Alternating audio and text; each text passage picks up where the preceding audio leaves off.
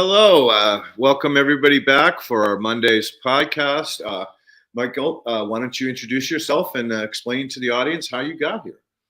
Will do. Thank you, Leighton. My name is Michael DiLegge. I'm a microbiologist at Impello Biosciences, and I am also a big soil health advocate, big fan of permaculture systems, composting, foraging, all things that come from the dirt. I also like to use the word dirt, which is controversial in the soil systems.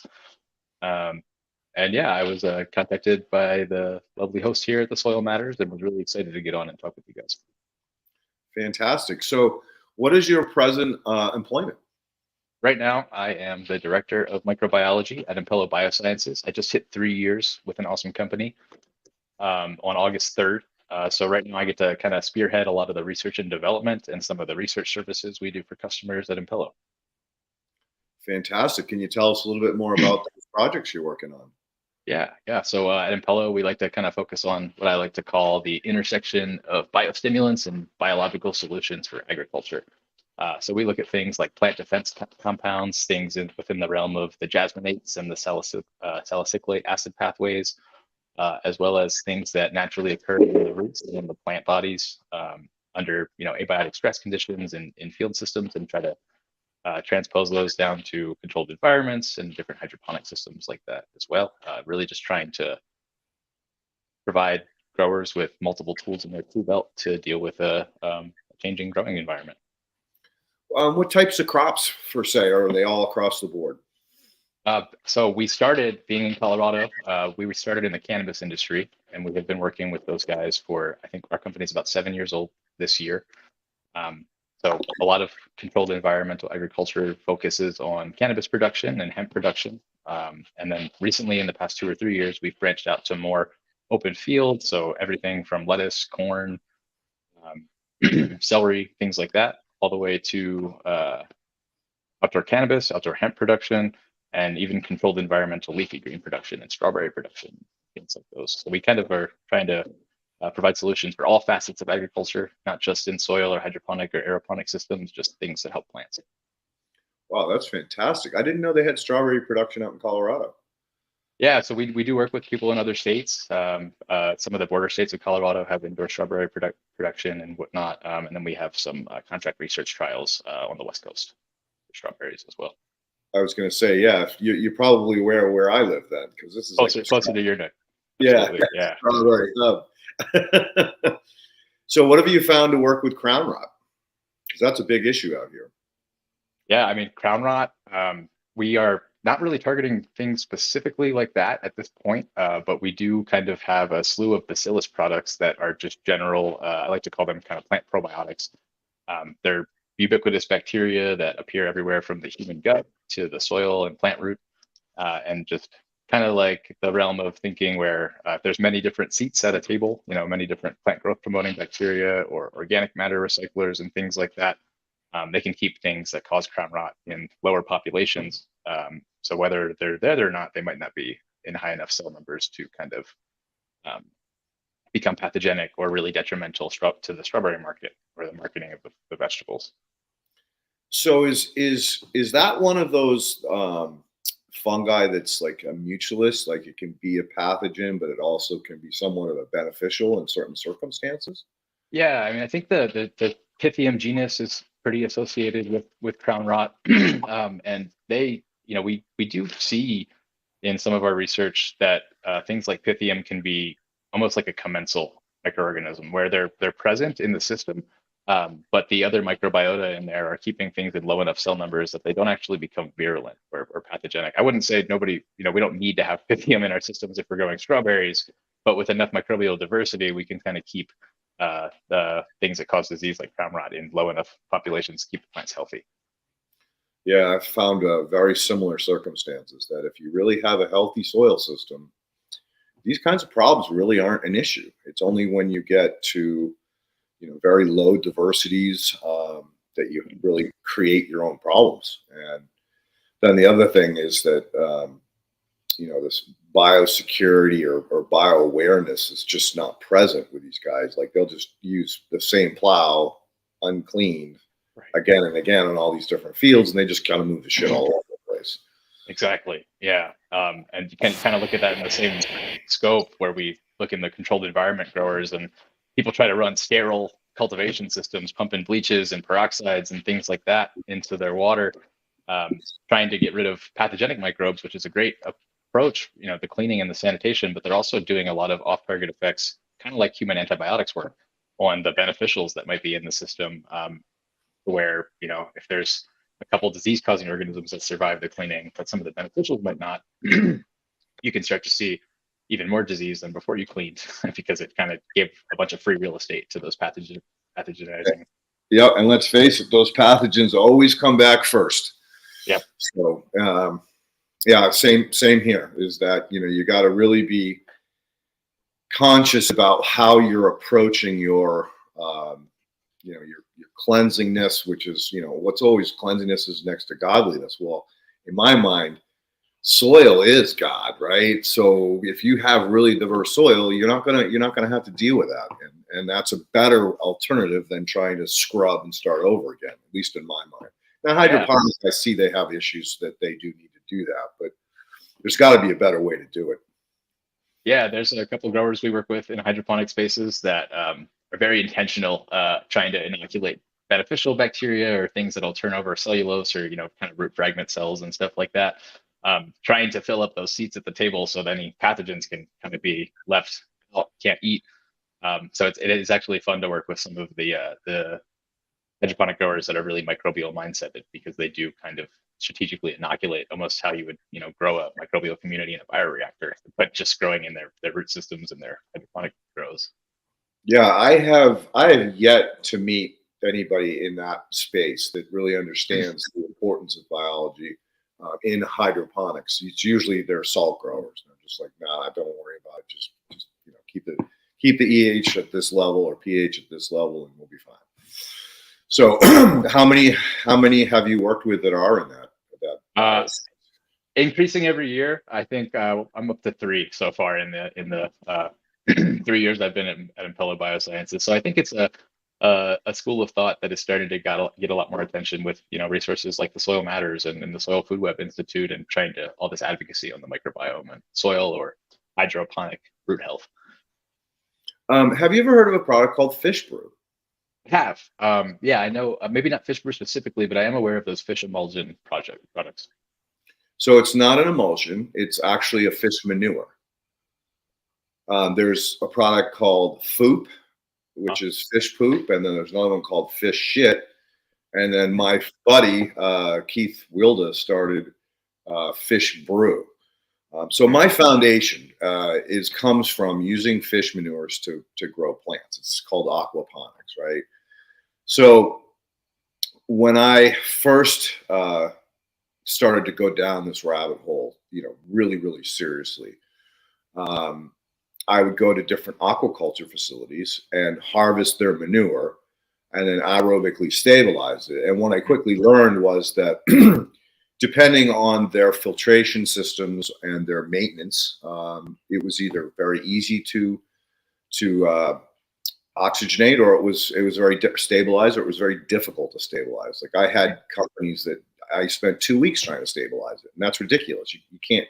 That's not cost effective. It's not. You just can't do that. But by changing out some of the filters, cleaning out the sand filters, getting rid of the bioreactors, increasing the rotary drum screen capacity, basically creating a more aerobic living environment for these fish, that the biology was just amazing, like right out of the friggin' dream of what you should see in soil. And so this is what I'm talking about as far as like really getting to the next level in a hydroponic system.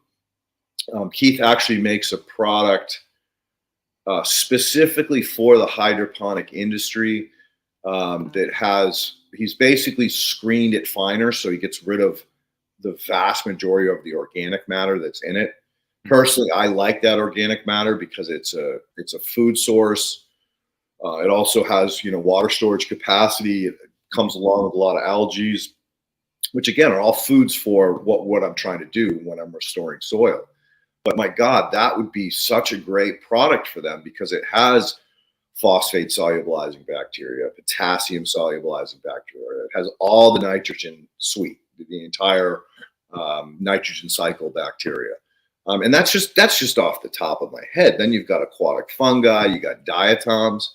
Diatoms are oxygen pumps, so they increase the DO in the water. So all of these things would totally benefit the hydroponic industry. So I would seriously recommend that you reach out to Fish Brew and Keith, and if you need the contact information, our host Ken or the guy Ken will definitely have all that information. Be happy to pass along to you because I think that would be like a real step up in that game.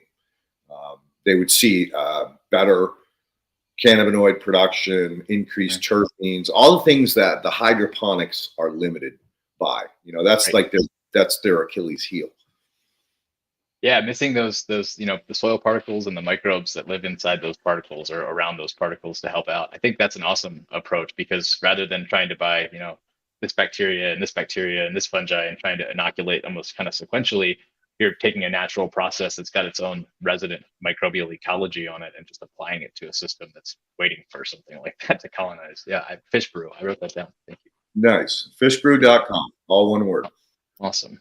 Yeah. So in some of my other work, I've done a lot of beta testing for different companies, Bugs in the Jug, and I've always seen the same thing happen: is that as soon as you take a bacteria that was cultivated in a perfect living environment, in other words, right foods, right temperature, no competition, then you toss them into the friggin' real world, they don't last very long. Right. Yeah. I associate it like taking a rich kid out of the mansion and throwing it in the ghetto. He ain't gonna last long. But Right. it is true. If he came from the ghetto and you gave him all these resources, that kid's gonna kick ass. That's a leg up. Absolutely. Yeah. I think, one thing with that, we have our rhizospheres that are super colonized, especially in the soil, or if, a microbial hydroponic system with some microbial biomass, right? There's not just bleach and salts in there. I like to think about those guys as like almost transient inoculants, where they kind of will help the greater, ecology of the system, whether you're in soil or hydroponics. But they might not colonize, right? It's like taking a probiotic when you have, you eat a full diet, it's been a couple of years, or maybe you've never taken antibiotics. You're still going to get the benefit with the food. In the plant's case, you're still going to get the benefit with the nutrients or whatever types of organic materials the bacteria can kind of break down or convert to make the plant available. But they might not last and, stick around in the rhizosphere and nest up in there to keep those benefits going, where, that you really just get the benefits from reapplying things like that. Yeah, and I agree. I mean, especially in a production system where, let's face it, hydroponics is go, push, push, push. You really need those inoculants, not the individual bacteria that are going to last for a period of time and then go away. Yeah, so I think you're going to find a tremendous benefit from that company, and Keith especially. You just tell him that I referred you, and he'll carte blanche. He'll take good care of you. Excellent. Yeah. So tell me your experience with nematodes. Yeah, so not a nematologist, right? But I did work with nematodes a lot in my undergrad and my graduate research at CSU. Actually, the CEO of Impello and I used to work on some nematode stuff in the Center of Rhizosphere Biology at CSU. But yeah, so we basically were trying to find solutions for growers, particularly in the San Luis Valley of Colorado. It's a big potato cultivation area, kind of starting to branch into hemp now too. So with the Colombian root knot nematode, the Meloidogyne chitwoodi nematodes, those guys, they need a plant host to really colonize and proliferate and grow. And that's kind of hard to do in a petri dish unless you're kind of cultivating plants in the petri dish too. So we work with C. elegans, which is a model, like the lab rat, the E. coli of nematology. And this one was kind of like an initial screening, where basically we did some nematode population monitoring on soils in the fields in the San Luis Valley, and in instances where the soil health index was very high and the nematode populations were very low. We made soil slurries out of those, just kind of mixing them up in sterile water, and then applied those to really establish populations of the C. elegans nematode roundworm plates. monitored those for 72 hours to a week, and then when I saw like fungi or bacteria attacking them or dead nematodes in the plate, then we kind of were trying to isolate those microbes and start to work with them as more direct solutions for that. Because we started from just like the soil slurry approach, all the living things in a cup of soil, and then looking for nematode death, and then pulling that out, growing that microbe, and then applying that in isolation to the same C. elegans nematodes. They're just bacteria eaters. They can kind of eat. We actually use a non-pathogenic strain of E. coli to grow on the petri dish, and you can just kind of see the nematodes swimming around in the petri dish, and they had little like trails of bacteria because they're just basically tubes that would exude it, and the bacteria would grow. But yeah, once finding nematode death, getting those isolates and reapplying that, getting some confirmation that it was actually a result of the microbe and not with resource competition or something, then we get to kind of grow little tomato plants in petri dishes, apply the plant parasitic nematodes, the meloidogynes, and then see if that microbe worked in isolation, and that allowed us to find Motriella globulpina, which other members of the genus have been studied as biocontrols for nematodes, but this was the first documentation of it being a nematophagous fungi. Really cool to watch. Since the nematode would kind of touch the hyphae and swim around and get more ensnared, almost like a net, and kind of trap itself. And later, you would just kind of see the nematode parasitized and more fungal hyphae kind of puncturing out the cuticle of the nematode in search for more. So yeah, watching that all go down was really interesting, especially with, I'm not sure if you're familiar with, I think it's Arthropactis dactyloides. It's a fungi that makes little lassos Yep, in the I know soil. that well. Yeah, and the nematode swims through and they swell up and they trap. Those traps are really cool. I wish I could have found something like that. But the sticky hyphae was just as nice to ensnare those plant, pathogenic bugs. Oh no, that sounds even better because now it's using its victim as a resource to grow more, whereas the other type of fungi just eat the nematode and that's it. They're not like branching out or taking advantage of that nutrient pool. So that's a very cool discovery. And were there any bacteria that had similar properties? There was a lot of species that we didn't really take farther in the Bacillus genus that were correlated with low presence of meloidogyne nematodes and high presence of the Bacillus bacteria. That paper's in Microbial Ecology. I'm not on that one. It's from Juan Castillo Ramirez, I think. But yeah, we didn't look at the bacteria too much. You would see like a nematode kind of smear in biofilm dead, but we were more interested in the fungi because they seem to be a little bit better at traveling through the soil, whereas bacteria might need like a vector, like another nematode or something to kind of pull them through. So did you actually start cultivating this fungi or? Outside of the research scope, no, we never. This was something I'd worked with in my undergraduate research at CSU, and I think my advisor at the time had a biotechnology company, and he tried to scale it up, but I think there was an issue in trying to get it to grow stay happy in a bioreactor to get up to a commercially viable scale. So that was kind of put a pin in there for that. But going back to the mechanisms and how you can see the fungal mycelium kind of penetrate the nematode and eat all the inside contents and burst back out of it. We got a paper in Scientific Reports from that study, and I got to play with an electron microscope and take some pretty cool pictures of those nematodes and the nematode eggs getting parasitized and all that stuff. So that was a fun one. Oh man, I'm jealous. That's badass. So let's keep talking about potatoes. I mean, they have some of the worst practices as far as like reusing the wash water on the fields, and they just build the populations, and populations just continue to increase.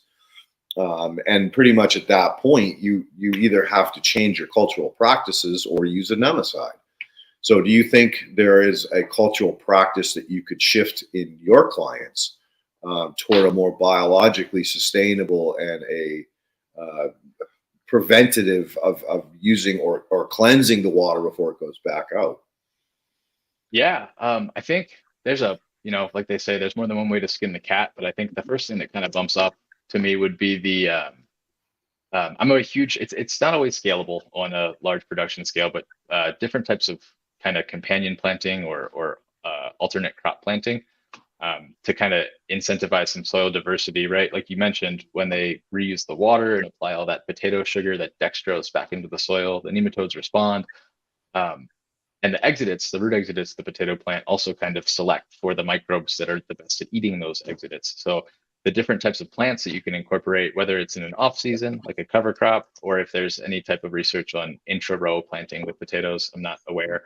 But that could kind of be a way to provide multiple forms of organic acids or different carbon sources that would kind of, again, incentivize high soil microbial diversity to help keep things like the nematodes in check and whatnot. I can't remember the plant, but I think there's also some parasitic plants that maybe wouldn't grow too well with nematodes, butterworts, where their roots are nematode traps, and they actually parasitize the nematodes just in the plant body. Pretty neat too. Yeah, yeah, no, that's a very good suggestion. And again, I think it is all about diversity.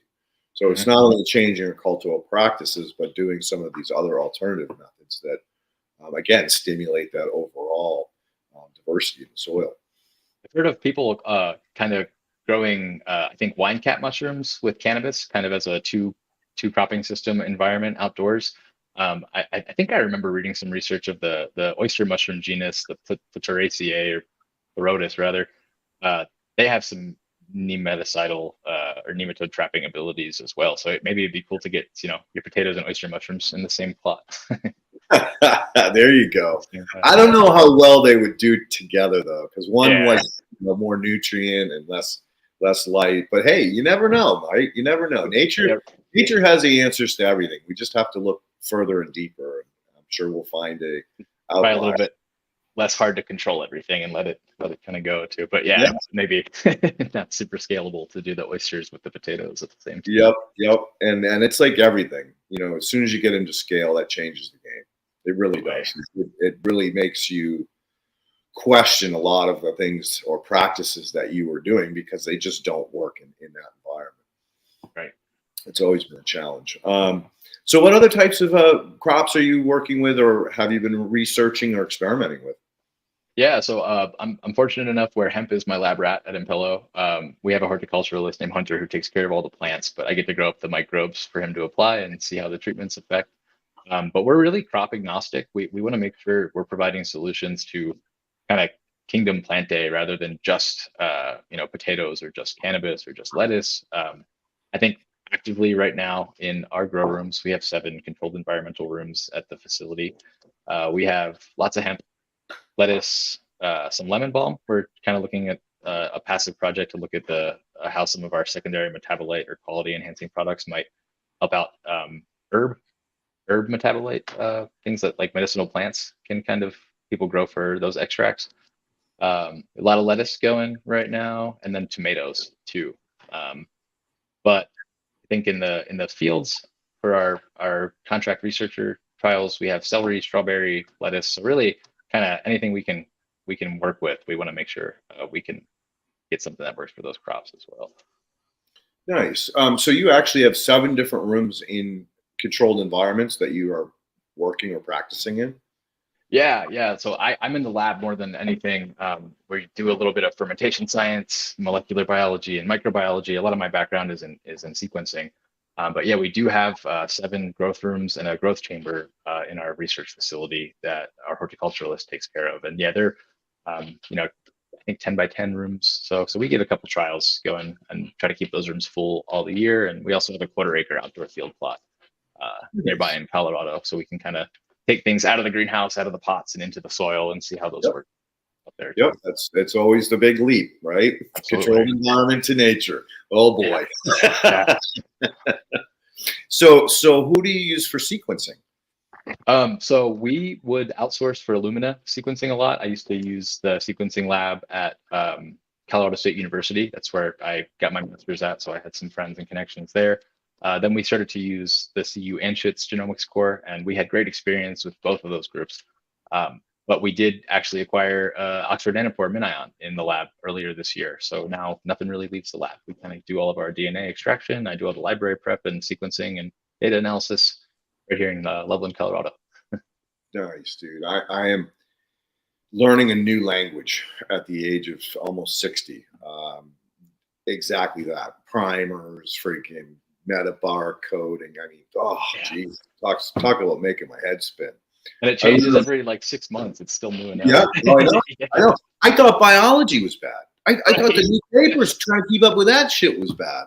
Now I'm on a whole nother fucking like light speed trying to keep up with shit. Yeah. Thank God I'm surrounded by 30-somethings, or I'd be fucking lost, man. Right on. So they kind of like drag me along. That's good. I mean, like, kind of didn't really have a choice to get exposed to it after like 2005 or 2010, the Human Genome Project, and really just everybody kind of DNA sequencing is in the background, especially with all the buzzwords, PCR and COVID testing and all the stuff that we all had to kind of digest over the last couple of years. Yeah, exactly. So I'm working on this project. It's a company called Ecosphere Sciences, and what their goal is to take all food waste and some yard waste and turn it into a fertilizer. Yeah. So they hired me on because they didn't really have a soil biologist to work with, or someone that understood a lot more about the matrix soil, the physical, the chemical, and the biological pieces.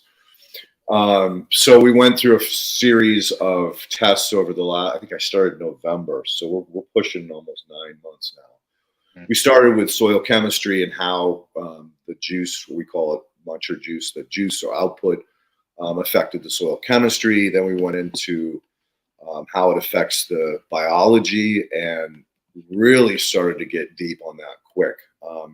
Still don't have all the answers. I'm actually pulling samples tomorrow, or excuse me, not tomorrow, Wednesday, and meeting with biomakers. You heard of them?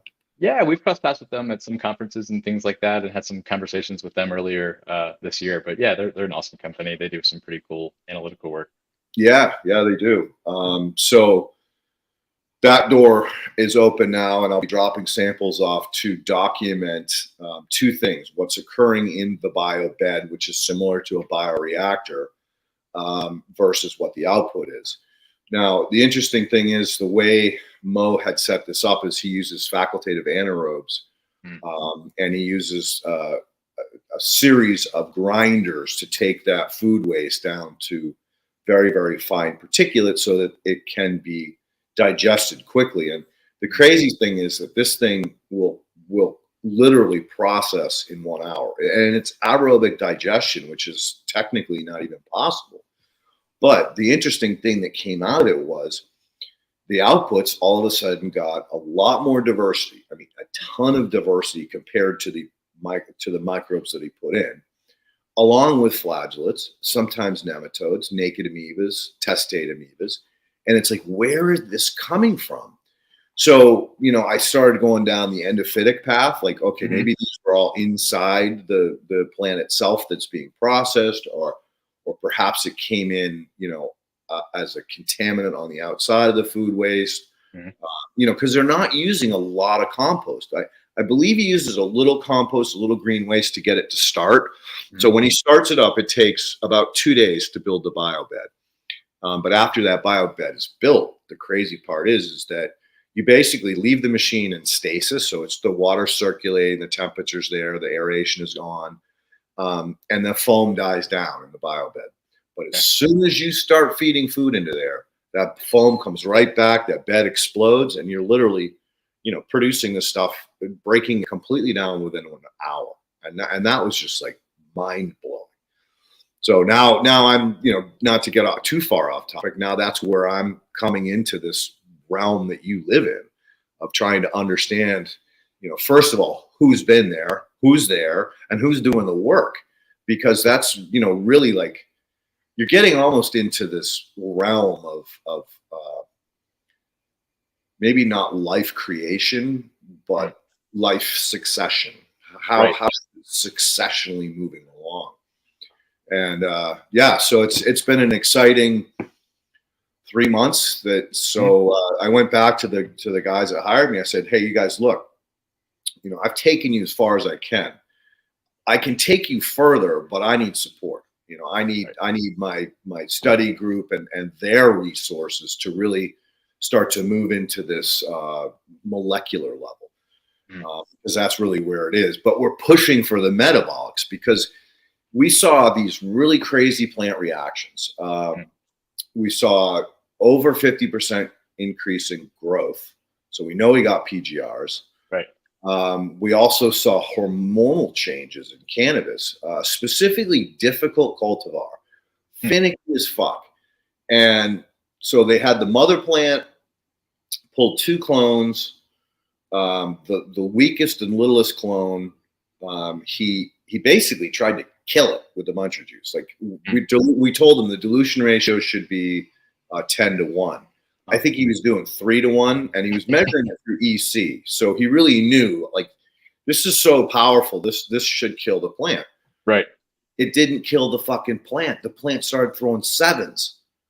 All the other plants, the mother and the other clone, were still just growing 3s and 5s. This one fucking started throwing 7s. Yeah, supercharged. Wow. Right. So you talk about these pathways, gibberellic acid, some of these other pathways, right? Well, that's basically exactly what we're trying to do is track down and determine what other things are happening in this aerobic digestion. Like, we know for sure that we have an NPK value, an organic fertilizer. That's clear, without a shadow of doubt. That was the first thing we did. We also know for sure that it's a microbial inoculant, because I tested it in soil, in situ, with biology, without biology, control, etc. So we know it's not only a microbial inoculant, but it also has ionized form or ion forms of different chemistry, which don't show up on our chemistry test because we don't have the tools or the technology yet to get to that level. So you have to kind of skip into the metabolites to figure that out. Exactly. Yeah. I mean, it's really interesting stuff, especially I got to see one of those similar systems, not like the muncher that I've heard you talk about on the podcast before. That's the same thing you're referring to, right? The biodigester kind of, yeah. Having an end product in like hours rather than days or months is crazy. And then the pathways that you're referring to, yeah, I think there's a lot of functional redundancy in the microbiome. So you might, instead of seeing like 2 or 3 bugs that all do different functions, you might see like 5 or 6 different bacterial genera that all kind of contribute to siderophore production or organic matter turnover or things like that.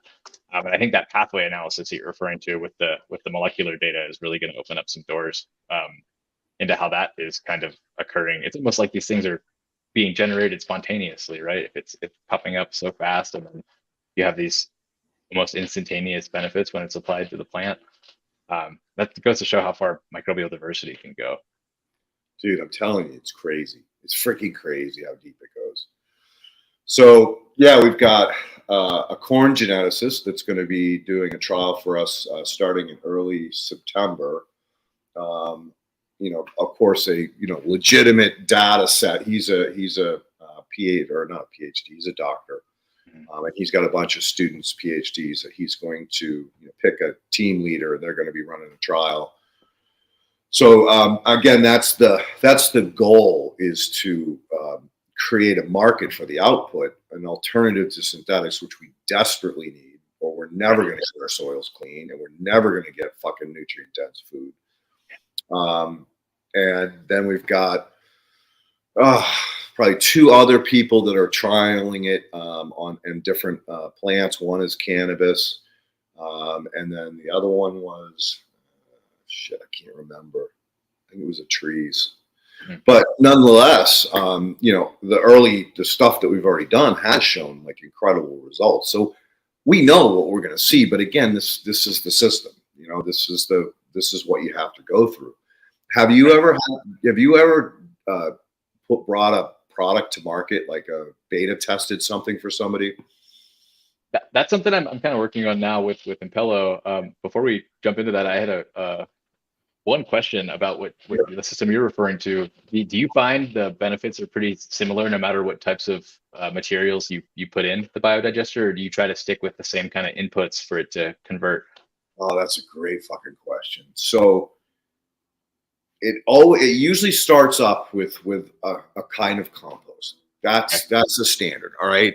And then as far as feeding things in, over the years, he's fed everything from, meat byproducts, cheeses, all waste streams from different types of facilities. Mhm. And the results were still pretty typical of plant expansion, plant health, plant color, anecdotally speaking, because he didn't have somebody like me to direct testing. And he's, at the end of the day, he started this because his mom passed from cancer due to nitrates. And so he was up in the Central Valley. And so his goal was to try to remove nitrates from groundwater and well water. Mhm. And that's where he chose this path without ever realizing what he was doing was actually way beyond that. I mean, this thing scrubs fucking Roundup, dude. It scrubs THC. So we really have no idea, like, what the future is going to bring with this, and we've had long conversations about feedstocks. Do we just do a single run feedstock? Mhm. I think we've all come back to the conclusion that doesn't make sense. Yeah. Again, diversity, right? The more different things that we put in, the potentially more different metabolites are going to come out of it, and or biology, whether it's endophytic or if it's externally brought in by the wind, the rain, or just as a contaminant on the food surface. So we have, again, we have some roads, some paths to choose in the future. But for right now, we've all agreed that no, let's just throw in whatever we get. Yep. One of the experiments we did when we were down here in the Moore Park was to use spent mushroom substrate Mm-hmm. just to see what was going to happen. Like, could we get spores? Could we get hyphae? Right. The last experiment I just did with them was I took a bunch of very myceliated hardwood chips, walnut chips that have been around for 3.5 years, to see if I could get the hyphae to come through. Right. And it kind of failed. Like, I didn't see what I wanted to at the end of the test. But I continued to test the bucket, and just yesterday, which is day 10, or no, day 14. I can't remember. Maybe it's day 12. I've got it all written down. Bottom line is, yesterday I did see a fungal hyphae that's growing. It had multiple branches. So that indicates to me that one of my gut feelings was that this was a bioavailable metabolite that could be uptaken by the plant directly or by the biota around the plant. Right. That has proved somewhat true as far as the theory is concerned. We haven't proved it yet. We will prove it over the course of the next probably 3 months. But anecdotally, yeah, that was really made me smile yesterday that I saw that, because we know the spores made it through. That was the test we did at Moore Park. We fed the blocks in, and I sent them off. I qualified it. I sent it off to be quantified. It quantified, came back. Yes, there's a tremendous amount of spores involved.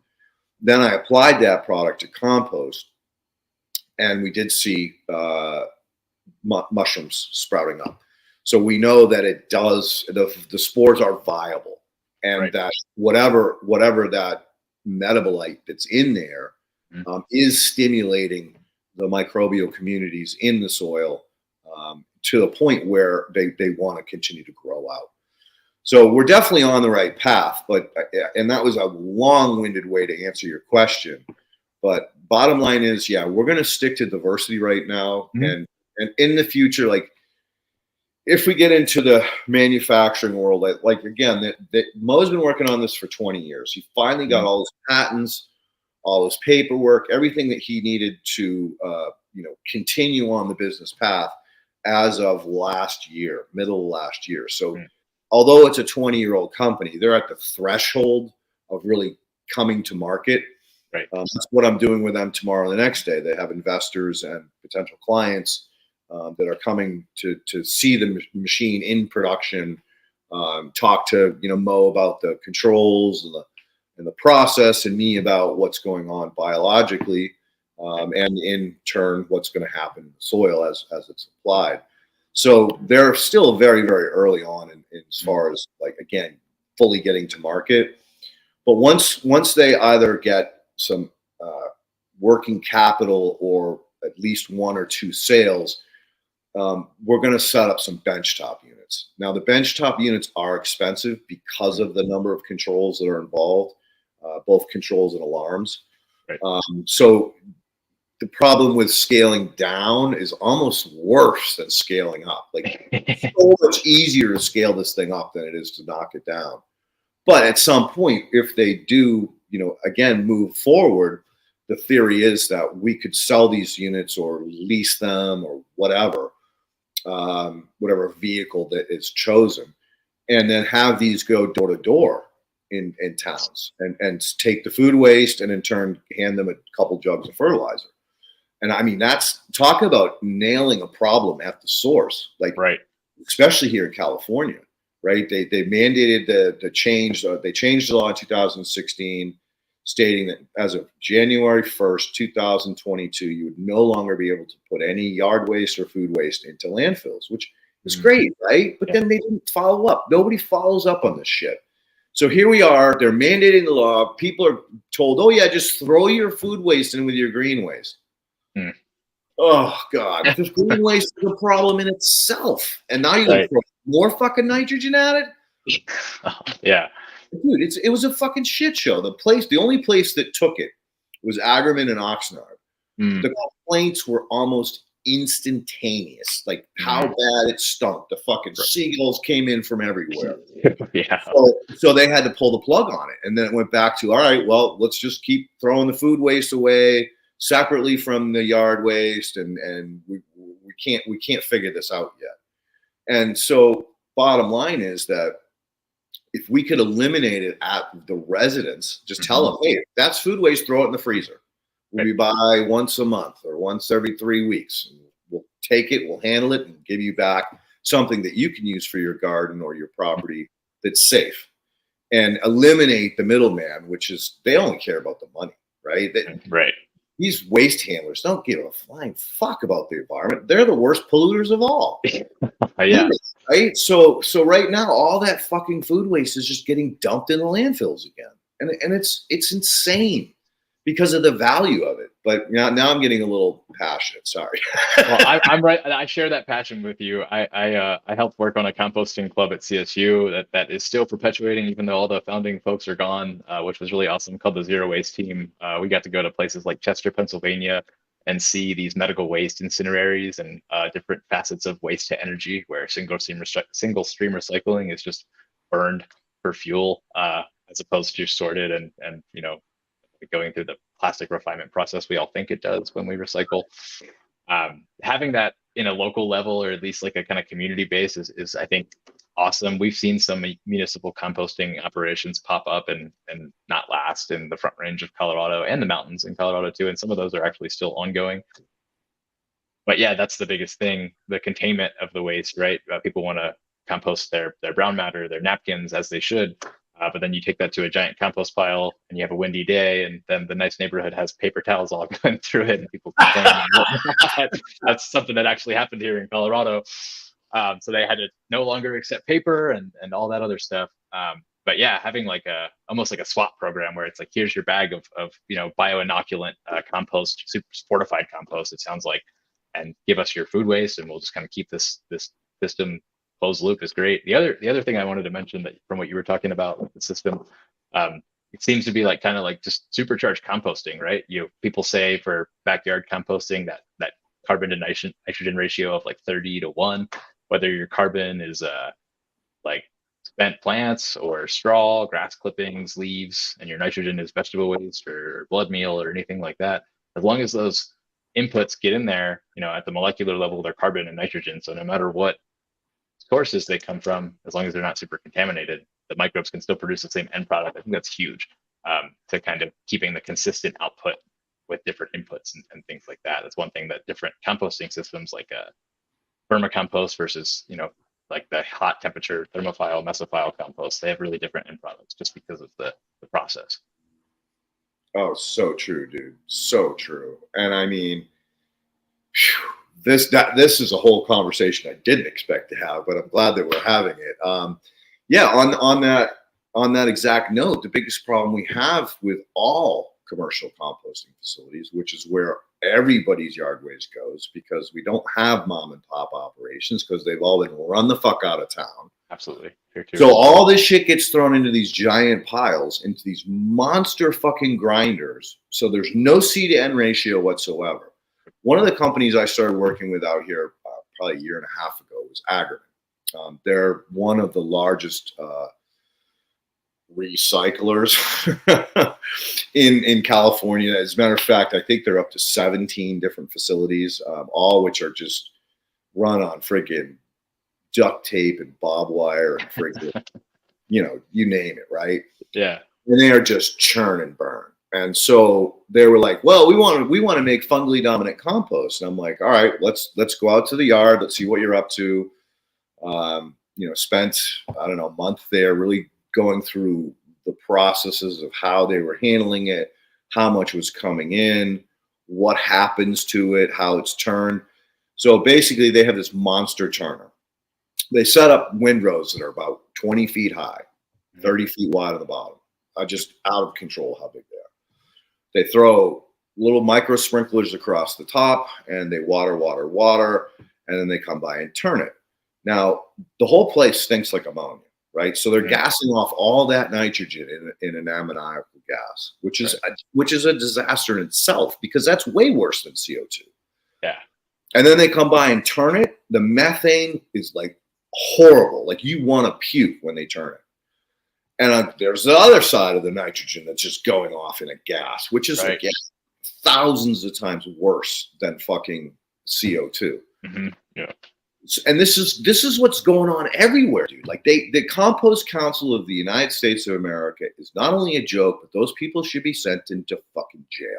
Mm-hmm. They are teaching absolutely the wrong way to make compost, and they're polluting the fucking atmosphere way worse than the cars, way worse than the fucking, the normal humans, the farms, the cow farms, even intensive cow farming.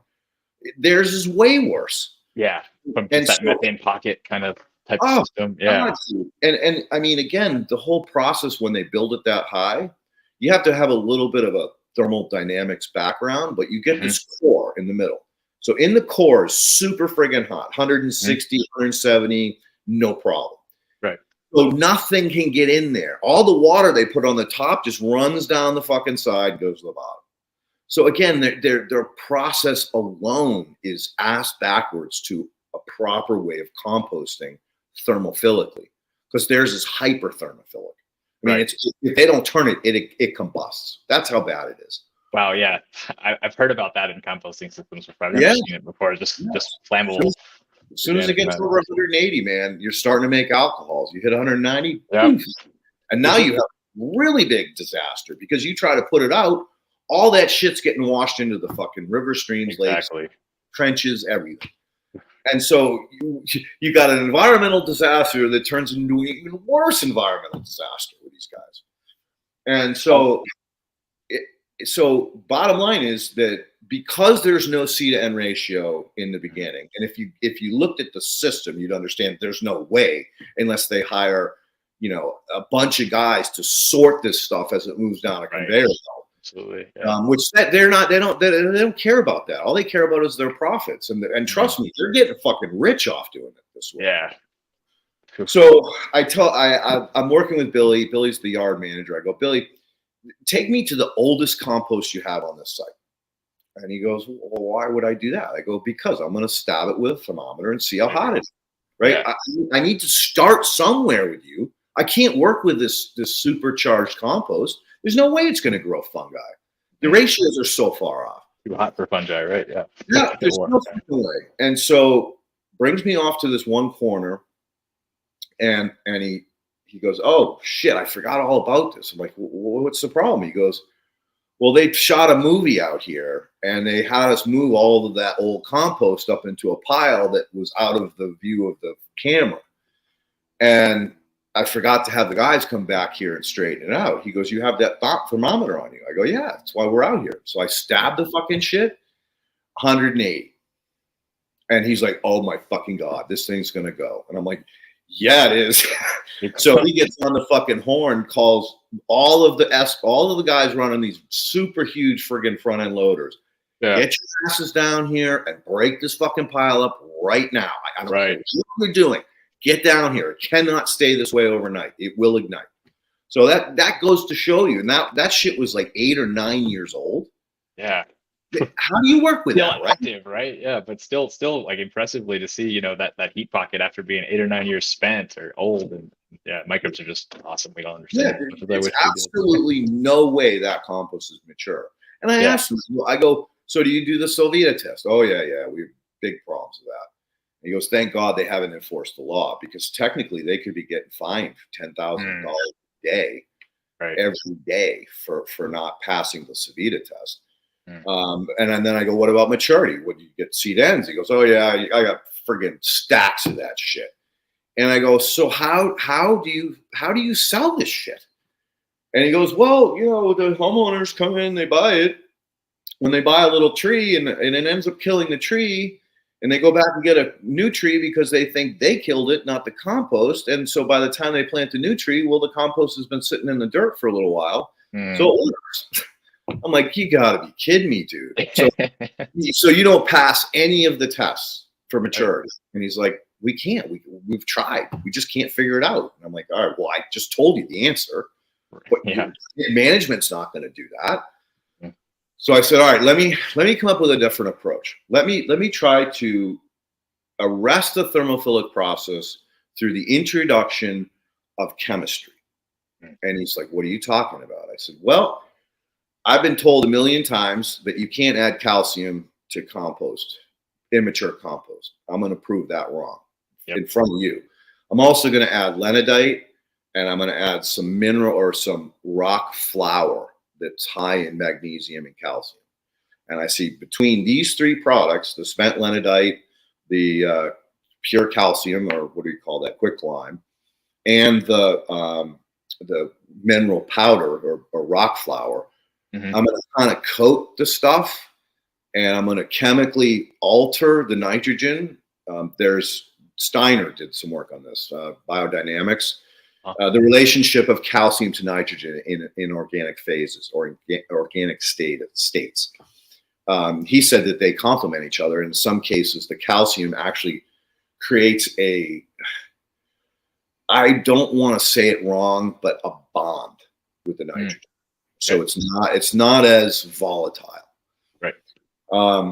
Again, he was talking about this in the 20s. He didn't even have a microscope that he could use. So again, it's crazy. It's ethereal. It's all this, energy woo-woo planets. But bottom line is, he was definitely right about a lot of shit. Yeah. So needless to say, I set up this rinky-dink friggin' mixing rig with a skid steer, and I take a scoop of the compost and put it in a hopper, and I had another little hopper that had this mineral dust powders that I'd blended that shot it out onto the ramp that was going up to pile it. Yeah. It was nice until the wind picked up. I look like a fucking snowman. I look like a powdered fucking donut at the end of the day. All right. So bottom line, I have no quantifying data as to what actually ended up in the pile versus in my lungs, let alone in my body, right?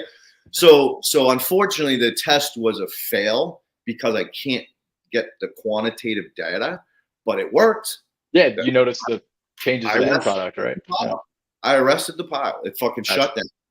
Awesome. So we know it works, and then we were supposed to scale up and do a 100-yard pile, and unfortunately, my partner got a little crazy, wanted more money, and I'm like, dude, we're only getting this much of money. I can't compromise the fucking data to grease your fucking wheels, man. Right. Come on. Yeah. And I go, plus, this is just the beginning. This project could go on for years. They're building an 80 fucking acre facility on that site.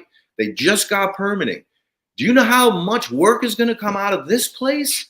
Yeah. You'll be set for life, dude. Nah, he got fucking greedy. So bottom line is, you went back and said, "Oh, Leighton's not a team player and he can't be trusted." So that project got killed. And hindsight, I'm kind of glad it did, because I'd rather work with the group I'm working with now than a company that is just focused on profits and don't give a shit about what I'm trying to accomplish in my life, which is soil remediation, not fucking greedy, not fucking lining the pockets of for fucking greedy old assholes.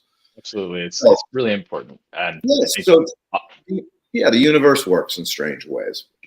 Well, But bottom line is, I got the knowledge to understand how to do that if I need to. Now I'm working with a facility that I don't need that tool, but I still got it, right? Right. Yeah. Yeah. So ironically, 10 years before, there was a gentleman that was making biochar for them. And he was creating wood vinegars. Are you familiar with this? I'm not familiar with wood vinegars, but we do some work with biochar and plant growth promoting bacteria. Yeah. All right. So bottom line is, there's a few different ways to make biochar, as you well know.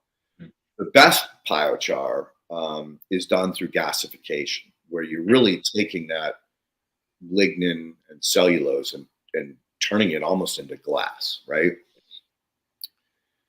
And there's other processes of pre-digesting it, so pulling off some of the oils and some of the other stuff, then creating the biochar. And then there's a way to even scrub the smoke of a lot of these beneficial compounds that would normally go up into the atmosphere. So this guy, we call him Biochar Bob. He actually used to be called Char Bob. Oh, Bob. Nice. He's so fucking smart, he can't talk. He's clearly on the spectrum, but a fucking genius, all right? Respect. So he's been working on this project for years on perfecting, really extracting and separating all of the processes to make biochar, to make it more user-friendly, better for the environment, less impactful, less damaging to the environment. So he created these wood vinegars, all right? Right now, there's 20 totes over at Peach Hill, which I didn't even know was there. It was hidden off in a fucking corner. Rob started working with Bob, like I said, 10 years ago, right after he got tossed out of Agriman. For listen to this, right? He told the guys I worked with, Dave Green is the project overall supervisor of all of the plants, and the boss is Billy Camarillo. And he told Billy and Dave that he could basically make their GOM, ground up organic matter, the shit we were talking about earlier that fucking ignites 10 years later. He could make it mature in 2 weeks if they let him do it. And so they were like, all right, let's do this. I mean, that would be a great way to solve the problems that we have with our compost killing shit. I mean, dude, they literally use this as an herbicide on the fields, on the orchards. They throw it underneath the fucking orchard. Does not compute. It kills shit. It fucking kills shit. So he comes in and he says, all right, I want a side-by-side pile. You build it the normal way, 20 feet high, 30 feet wide at the bottom. And you're going to have one pile here. This is our control. And then I'm going to treat this pile. And what we're going to do is take 70 gallons of my wood vinegar, throw it in your 2,500 gallon water truck, and just squirt it on the sides as we go down. So that's what he does. And 2 weeks later, he comes back and he takes a sample of both of them and sends it off to the compost lab to have the Sovita, have all the full workup, even germination, right, to see if the plant's germinating. Seed end ratio, you name it. Yeah. Comes back, every box checked. Every box checked. Wow. Seed starts, everything perfect. Yeah. In 2 weeks, he turned their fucking shit into gold. And you know what they did? They fucking tossed him. They fucking threw him off the property. They said he lied, he cheated, he told the testers. They couldn't believe the results because the results were too good to be true. Like, just make him repeat it if he can do it again, and show them again with a different system. That's unfortunate, man. All that work. They wouldn't even let him repeat it. Wow. And that was all with the biochar, or a combination of biochar and wood vinegar? Just the wood vinegar. So the wood vinegar is a byproduct of the biochar. Gotcha. Okay. Yeah. So That's something that's a new term to me. yeah, so when he makes biochar, he ends up with a bunch of wood vinegar.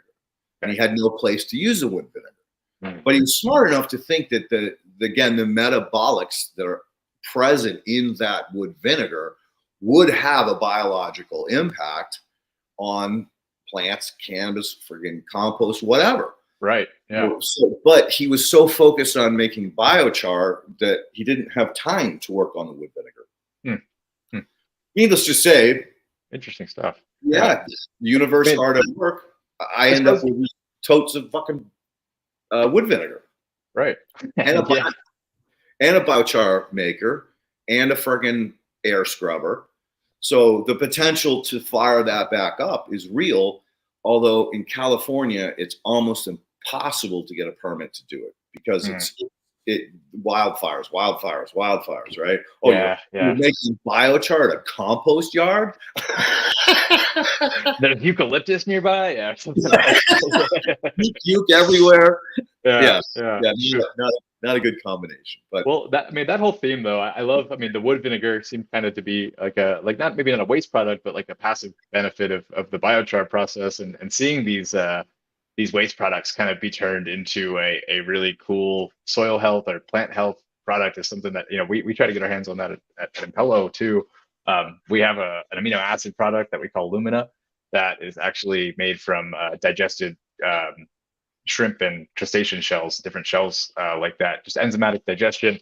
And then it produces amino acids. It's a liquid product that's like 2.5% amino acids by dry weight. But both the supernatant, the powder on the bottom, and the liquid on the top, or the supernatant liquid pellet, the powder on the bottom from that reaction are both plant available nitrogen, soil microbe available forms of amino acids and carbon sources and things. And it's just I think there's a lot of waste products that we could look into more as alternatives for the plant microbiome or the soil microbiome and all those food sources. We do another thing with the corn wet milling product. We have a product called Biofuel. That's a 765 organic NPK, 33% amino acids by dry weight.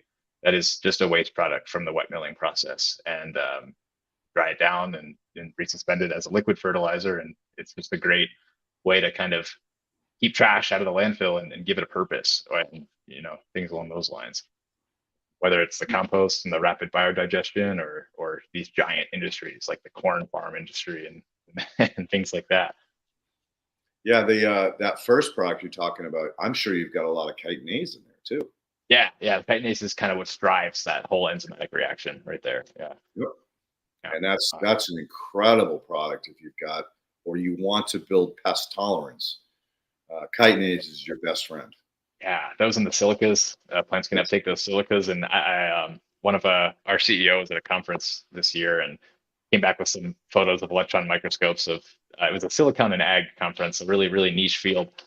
But there were plants that had uptaken silica in the form of, I think, monosilicic acid or orthosilicic acid. And the insects that were chewing them, their mandibles actually got shredded because the sand or the silica was incorporated so much in the plant body that the pests just couldn't chew them, and they ruined their mouths trying to do it. It's just pretty interesting. Yeah, it's metal. And and we're finally, like I often say, it's an amazing time to live because of all of this, right? I mean, as bad as it really is in the real world right now, the insanity of humanity and the potential conspiracy fucking theory bullshit of who's really getting control of this. That's fucking horrifying. I'm 60 years old. I've watched my freedoms degrade to almost nothing. And now that BRICS is coming online, my dollar's going to crash. Yeah. The inflation isn't the problem. It's a problem, but it's nothing compared to when our dollar gets devaluated because now you can buy oil in any currency. It's scary shit, dude. But bottom line, on the science side, best time to be alive because you have these tools and this knowledge that finally the ivory towers have opened up and are giving us this information where they used to store it and keep it for their IP. Oh, it's mine. I'm an expert. No, fuck you. Release it.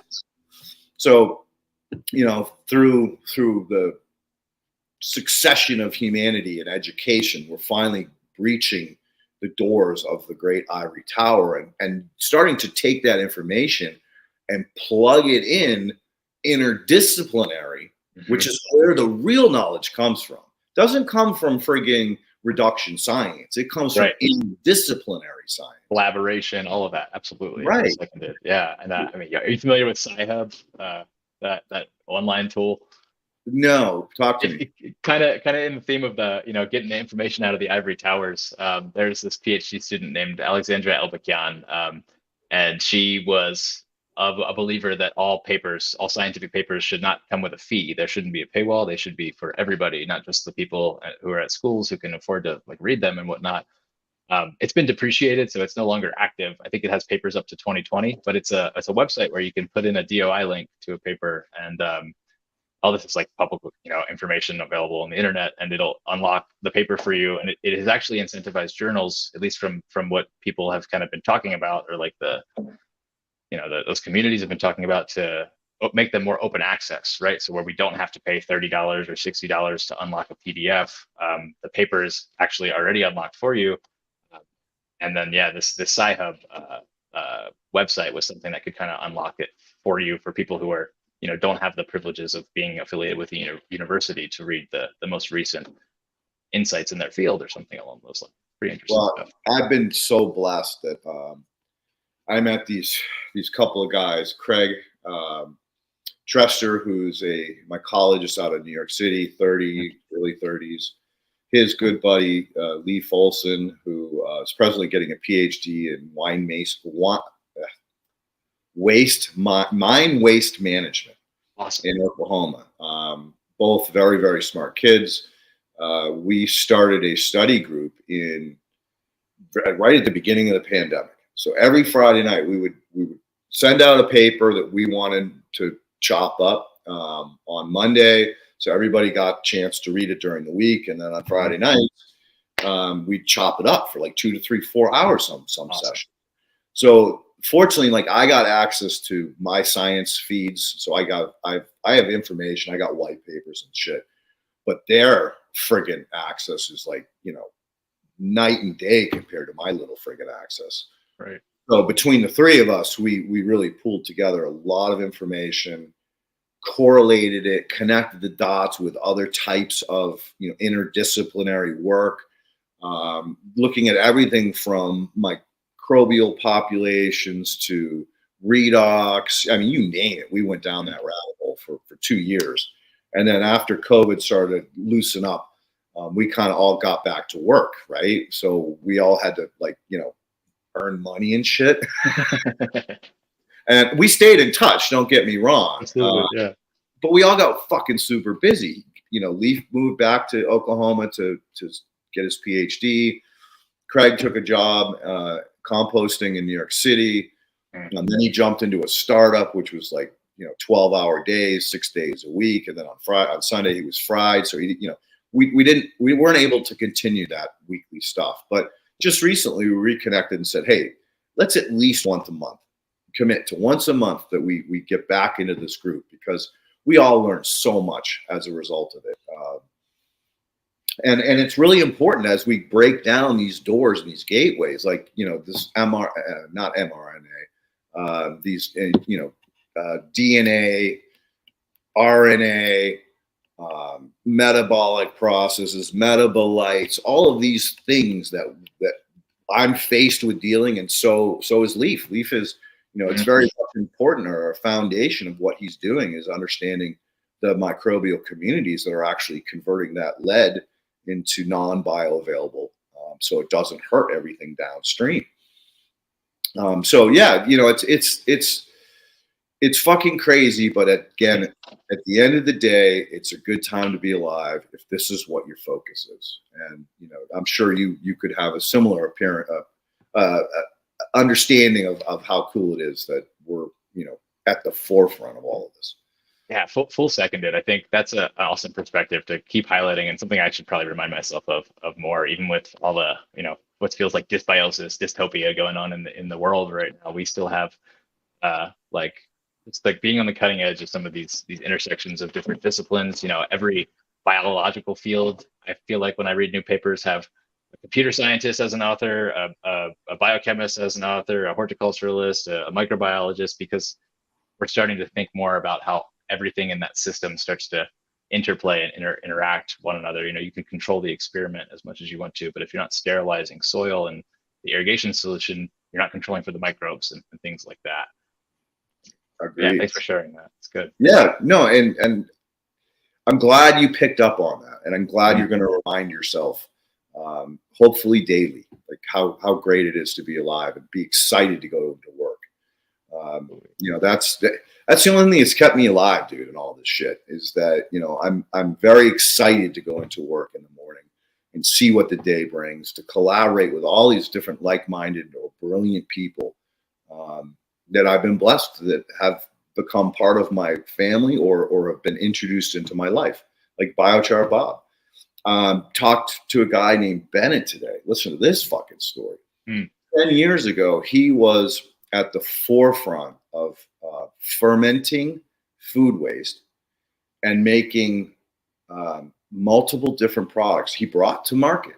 One of them was a cleaning solution using acetic acid instead of, what is that, ammonia or what's the other one? Chloride. Yeah, the chlorine cleaners. Yeah. And was successful in delivering it. And then they got all the way through the Department of Energy, DOE. They got all the way through the DOE grant funding, and they were awarded a $2.5 million grant, which they used to bring this product to market. And they were in line for a second round. I think it was like 10 million. And his partner didn't fucking submit the paperwork. And they got into a fight that ended the company. And again, it's like these stories, these horror stories of what could have been such a huge thing. And I got a bunch of them, dude. I'm not a conspiracy theorist. I speak truth and I speak fact. And I've seen so many of these products that potentially could have changed the paradigm. Have you ever heard of hypochloric acid? Yeah. All right. You know how it's made? No. Splitting the water molecule using electrolysis. All right. Yeah. And when you're done with it, it goes back to turns right back to water. Pulls in the That's ringing some bells. Yeah. Yep. So the guy that invented that actually was in Rodale when I was there, trying to bring this to market, and they were actually using it or showcasing it, trialing it at a organic Amish milk farm.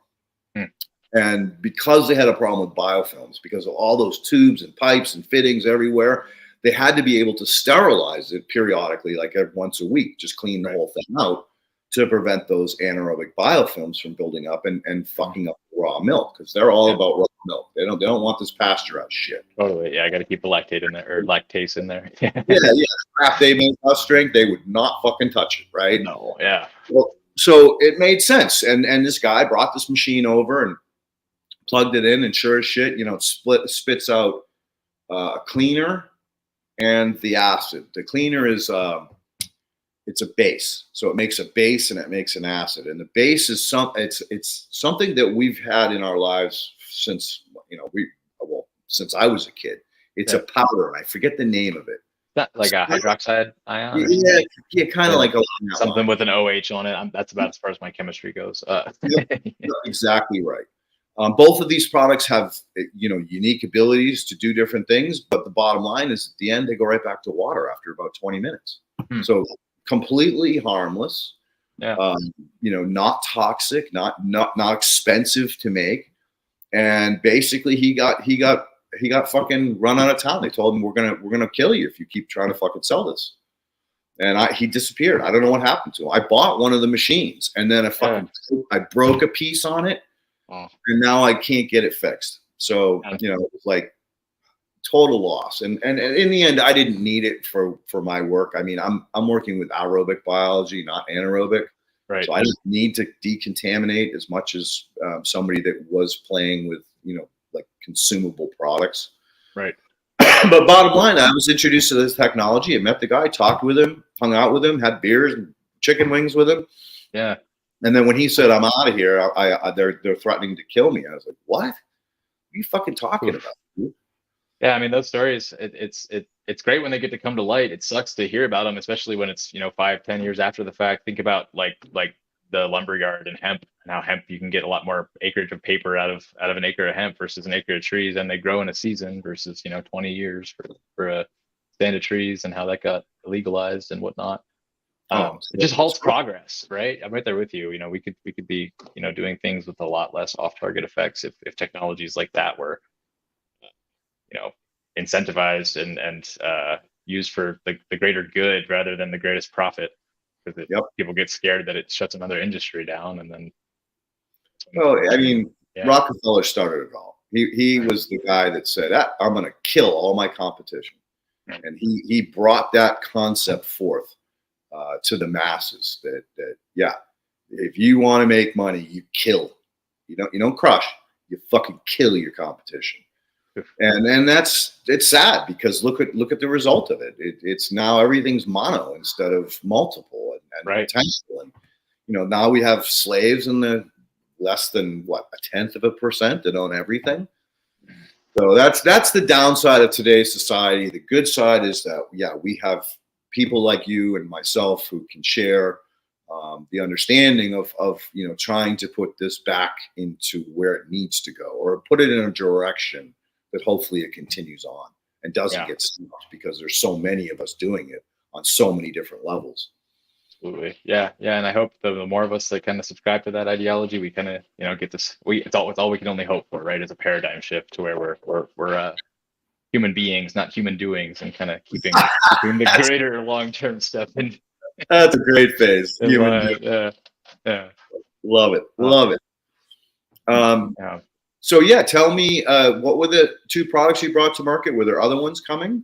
Also, yeah, well, the products that were kind of already on the market when I was hired at Impello were the Bacillus products, right? And those were just based off of like a really long series of literature review, and just proving that these Bacillus bacteria are pretty plant agnostic and work in multiple environments. Kind of what I'm working on is trying to, we'll always have some variation of a Bacillus plant probiotic on the product line, but we're also trying to work on things that we can see are more specific to certain plant species, right? So being founded in the cannabis spaces, especially in Colorado. I think Av made a comment earlier in the chat about the presentation I got to give at the Emerald Conference. Yeah, I guess before I dive into that, I want to say I'm lucky enough that I don't have to deal with the product registrations and all of those hoops on the day to day. Luckily, our executive team handles a lot of those things like that. I just really do the R&D and the proof of concept, and trying to take it from the lab to the greenhouse to the field, and make sure it works in all those places with our R&D team. It sounded to me like you were asking more about kind of getting a product on the shelf. Well, And I yeah, just kind of get stuff from the soil to the bottle. yeah. Until I saw that Av had commented. So please share about the paper, man. Yeah. So basically, like some of the people I was lucky enough to work with at CSU did some really cool papers. Jackie Shapiro was the lead author on a paper using wild mustard, Arabidopsis, and looking at it in a sterile system, and seeing how when it was growing its vegetative growth stage versus its bolting growth stage versus its flowering growth stage, and then seeding and harvest, the chemical signals it sent out into the root zone changed based on the plant development, right?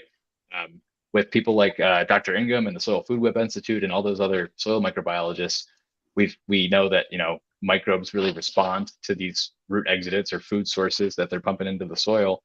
And the paper that I was referring to, they kind of showed how different microbes were able to respond to different compounds the plant put out into the soil during its changes. So more things that could help the plant uptake nitrogen were responding during the vegetative growth, and more things that could help the plant uptake phosphorus and potassium, or maybe even select different antimicrobial compounds. The plant was pumping that into the soil during its flowering stage to kind of protect its maturity, its offspring, and whatnot.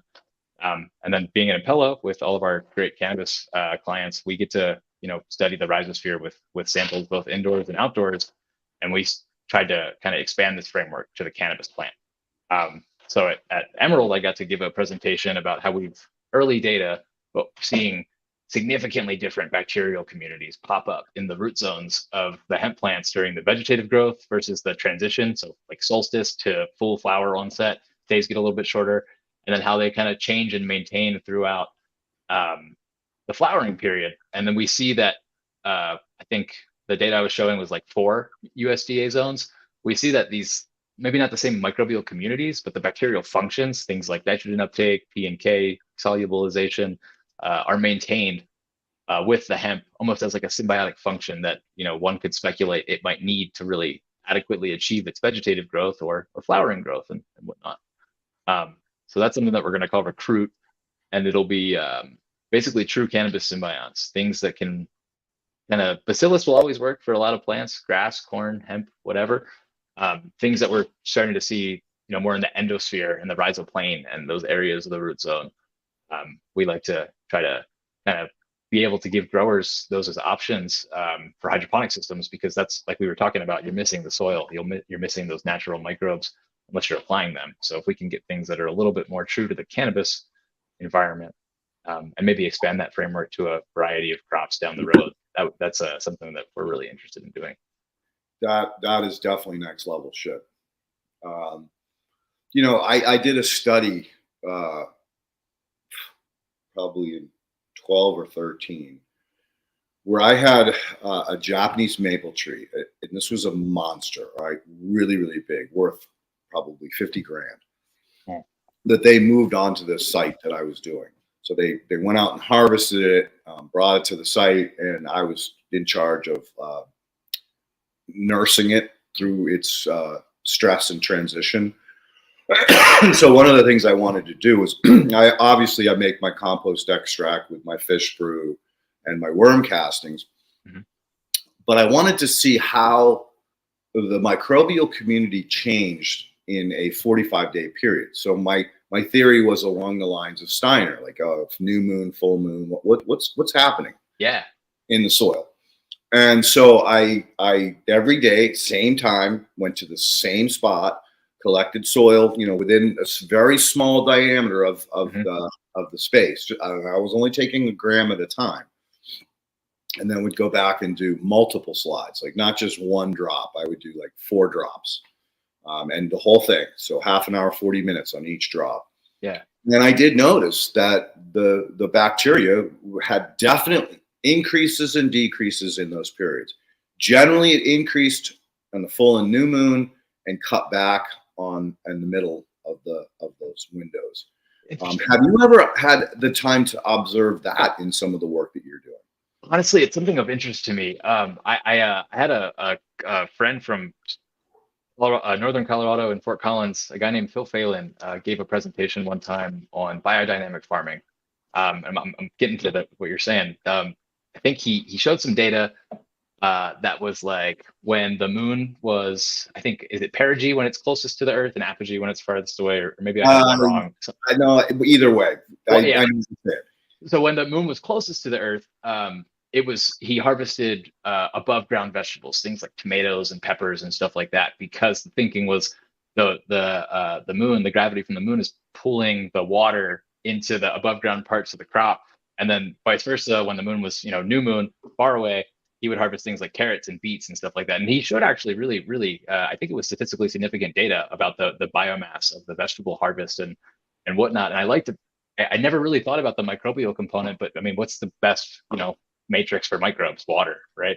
And you talking about what you observed with the bacterial communities and the different sampling times. That's really cool to think about how the water availability or the gravity from the moon and might be influencing the microbiome. Yeah, it's worth investigating. I think if he's looking at more. Yeah. It has to, dude. I mean, at least that was my theory, that the pressure of the moon was, again, we call it lunatics, right? Well, why? Right? Raw water, right? Yeah. There has to be something to it. And so that was my rudimentary approach to trying to better understand how that affected the biological communities in the soil. But dude, I never thought of like perhaps that it's even compounded more by plant development in seasonal times. And so, I mean, for you to be testing or determining that there's actually shifts in the microbial community instead of, I was a believer that whatever was there was playing a part. Either it went into cyst when it wasn't needed and came back to life, and divided and multiplied as necessary when the plant wanted it, and then returned back into the necromass. But it sounds like it's even beyond that. Yeah, I mean, speculatively, other people are working on this kind of stuff too, and a different amount of, developmentally specific crops I think are very interesting for this. Things that do a lot of their vegetative growth when the days are long, and a lot of their flowering growth when the days are short, or even, just like a lettuce plant that might start to bolt after 30 or 60 days of growth. How those chemical signals change, that the plants are, natural chemicals that these little biochemical warehouses that the plants are pumping into the soil. I mean, I personify way more than I should in science, but I think it's almost like they're selecting for friends or, microbes that they need to help them complete their function or their optimal growth based on their nutritional needs that change over development. Yeah, it's definitely understudied. I think worth going into more, but certain things suggest that whether it's like an azospirillum bacteria that's helping the plant get nitrogen in the vegetative stage, or a Pantoya, it seems to be that hemp is forming those associations in at least the 5 or 6 different USDA zones and soil types that we've started to look at. And it's also cultivar mediated too. Different plant species will have different exudate profiles, and this like ubiquity and function, this nitrogen uptake and other plant protection, a lot of sugars and things to microbes love. Another Elaine Ingham quote, huge fan. The cakes and cookies, pump them into the rhizosphere, right? Microbes eat cakes and cookies because it's the most free sugar that they can get from the root exudates. So we also see in early times of plant development, plants are really just sending sugars into the rhizosphere to try to, I mean, again, too much personification, but I incentivize a big microbial response and selecting for lots of different types of functions rather than just 2 or 3 bacteria that would maybe result after like a 20-year-old monoculture system. Or no, I think that's absolutely true. I mean, and that's just one piece of it. That's the piece that says, okay, we're going to pump diverse cookies and cakes and caramels and all this shit to try to see who's around, see who's in town, see who comes to the table, right? But what you just said about chemical signaling almost makes me think that perhaps this is an almost endophytic response. In other words, it's pushing the bacteria that it has stored in its tissue out to go help mine. I mean, if you think about it that way, that's fucking really deep, because now the plant in the seed, which we know is its own freaking microcosm of all kinds of things, from hormones and plant defenses, definitely endophytic biology. I mean, we've had Dr. James White on here a couple of times. Also, big fan of that dude. Big fan. He's an animal, man. He's just fucking go. The shit he releases is fucking not bar none on this. And groundbreaking science. Yeah, literally, dude. Earth breaking, mind bending. Anyway, I think that is probably a real potential thing that the plant has produced in its body all of these endophytes that it can send out as warriors into the friggin' soil to produce some of those things that didn't show up at the table. Was not part of the existing necromass. So it's kind of like carrying all the things that you need with you, which would make sense. I mean, nature's not a fucking idiot. Exactly. Right? So why wouldn't it have a designed frigging system where it could support itself in most environments based on what it brought with it to the table when it came? Full seconded. And I mean, I some of my graduate research was on kind of like disrupting soils, kind of like applying a heat-based antibiotic to like a really long-term monocultured cornfield, for example, right? And it was in a lab, so we got to autoclave the soils. I know that's not really possible on a field, but we have solarization and all those good, plastic techniques to heat up our soils and kind of lower the microbial populations in such a way that for, historically monocultured systems, we took a corn soil that's been corn and salt fed urea for 20 years, autoclaved that, kept half of it unautoclaved, and planted 4 different crop species in it: corn, beets, lettuce, and tomatoes. There were beans too, but there's a problem with the germination, so those got cut out of the experiment. But what we saw was when the corn was reproduced into that corn, the microbial community was almost exactly the same as it would have been when we sampled in the middle of the season. Even after the soil was killed with autoclaving, or the life in the soil was killed with autoclaving. So that corn presence was kind of started to repopulate the microbes that were kind of there. Different conversation on how they got back there with after autoclaving. But when we plant different things like tomatoes and lettuce and even other like grasses, like cowpea, or not grasses, but different crops like agriculturally relevant crops like those cowpeas that do the nitrogen fixation in the soil, the communities are statistically different, significantly different from when the corn was there. And with that, there's like a little tool you can use to look at microbial functions in the sequence data analysis. Biomakers does this as well when you start working with them. PyCrust, it stands for phylogenetic reconstruction of inferred something state, taxonomic states maybe. Basically, it looks at the functional genes of the microbiome, and then you can see how these different genes that are more equipped to lettuce growth than corn growth are starting to increase in abundance when lettuce is grown in corn soils that have kind of been heated up in such a way that the typical microbes that respond to corn monoculture get knocked down, and everybody kind of gets a fair seat to re-sit at the table, if that makes sense. No, Yeah. totally. Yeah. You're talking about necromass. Yeah, exactly. Yeah. So whether it comes in on the air, the water, or whether it's living in cyst in the soil, it's there. Greatest different quorum sensing. Don't forget quorum sensing. Absolutely. Thank you, Ken. We're getting a little crazy here, but bottom line, right? A great example of necromass was I treated, or a client of mine, Kyle Moot, treated 200 acres of corn with one application of fish brew, just one. Yep.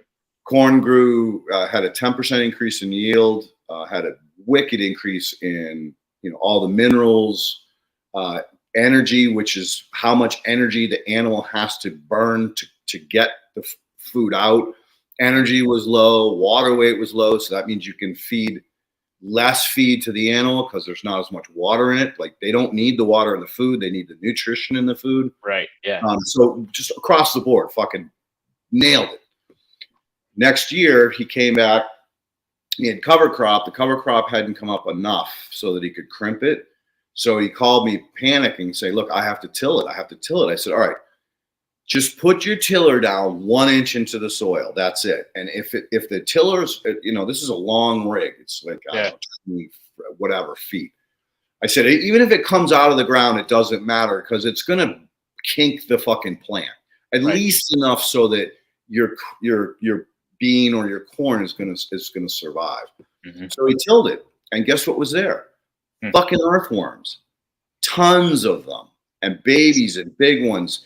And his buddy, a 68 or 78-year-old farmer, came over to him and was like, "What are you doing?" Because he saw him out in the field scratching his head because he had clods. They don't have clods there. They have dust. They lift it up and with their fingers, right? So Kyle was freaking out about that. I'm like, "Kyle, that's what I've been trying to explain to you. Those are called friggin' aggregates. That makes the soil function. That's why when you didn't get rain, your neighbor's fields were dying and your field was fine. Because that water infiltrated. It didn't just run off the fucking top." Yeah. And so the farmer goes, "Oh my God, there's earthworms in here."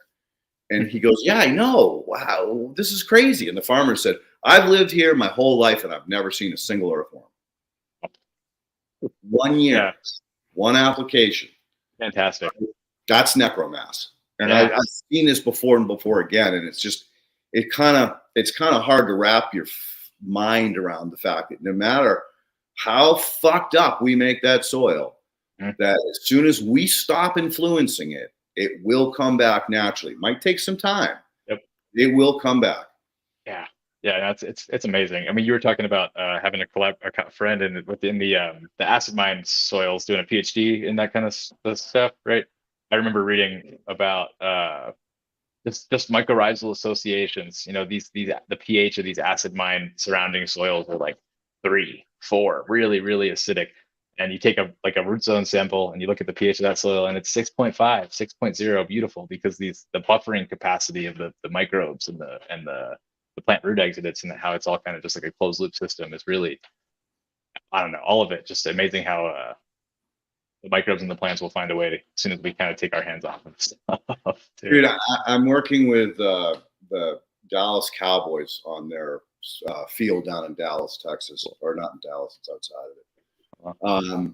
And I got a report back from him today on sap and soil, and he kind of freaked out. He goes, "Look, but the pH in my soil is 7.4. The pH in my grass is 6.5.